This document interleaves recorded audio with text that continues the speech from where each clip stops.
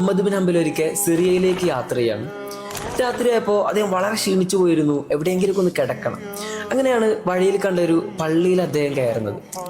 സാധനങ്ങളൊക്കെ എടുത്ത് പള്ളിയുടെ ഒരു മൂലയിൽ പോയി കിടക്കാൻ നിൽക്കുമ്പോഴാണ് പള്ളിയുടെ കാവൽക്കാരൻ വന്നിട്ട് അദ്ദേഹത്തോട് ദേഷ്യപ്പെടുന്നത്. ഇവിടെ കിടക്കാൻ പറ്റില്ല, നിങ്ങൾ ഇറങ്ങിപ്പോകണം എന്ന് പറഞ്ഞിട്ട്.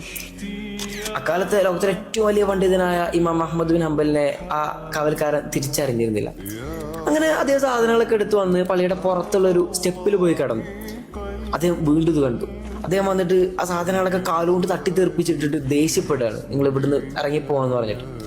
അപ്പോൾ പള്ളിയുടെ തൊട്ടപ്പുറത്തുള്ള ഒരു കടക്കാരൻ ഇതൊക്കെ കണ്ടു നിൽക്കുന്നുണ്ട്. അദ്ദേഹം ഇവരെ തൻ്റെ കടയിൽ കൂട്ടിക്കൊണ്ടുപോയി, നിങ്ങൾക്ക് രാത്രി ഇന്ന് ഇവിടെ താമസിക്കാമെന്ന് പറഞ്ഞിട്ട്. അദ്ദേഹം കടയുടെ ഒരു മൂലയിൽ പോയി കിടക്കുകയാണ്. കടക്കാരൻ തൻ്റെ കടയിൽ നാളത്തേക്ക് ആവശ്യമായ റൊട്ടി പാചകം ചെയ്യാം. പക്ഷെ അപ്പോഴൊക്കെ അദ്ദേഹം ഇങ്ങനെ ഇസ്തിഗ്ഫാർ ചൊല്ലിക്കൊണ്ടിരിക്കുന്നുണ്ട്. ഒരുപാട് നേരത്തെ ഇങ്ങനെ തുടർന്നു പോയപ്പോൾ ഇമാമ് ചെന്നിട്ട് അദ്ദേഹത്തോട് ചോദിക്കുന്നുണ്ട്, നിങ്ങൾ ഇത് എത്ര കാലമായി തുടങ്ങിയിട്ട്? അദ്ദേഹം പറഞ്ഞു, ഞാൻ ഒരുപാട് കാലമായി ഞാൻ എന്ത് പണി ചെയ്യുമ്പോൾ ഇങ്ങനെ ഇസ്തിഗ്ഫാർ ചൊല്ലിക്കൊണ്ടിരിക്കും. അതുകൊണ്ട് തന്നെ റബ്ബിൻ്റെ എല്ലാ പ്രാർത്ഥനയ്ക്കും ഉത്തരം തന്നിട്ടുണ്ട്, ഒരു പ്രാർത്ഥന ഒഴികെയാണ്. ഇത് കേട്ടപ്പോൾ ഇമാമിന് വളരെ ആകാംക്ഷ. അദ്ദേഹം ചോദിക്കുന്നുണ്ട്, എന്താണ് ആ ഉത്തരം കിട്ടാത്ത പ്രാർത്ഥന?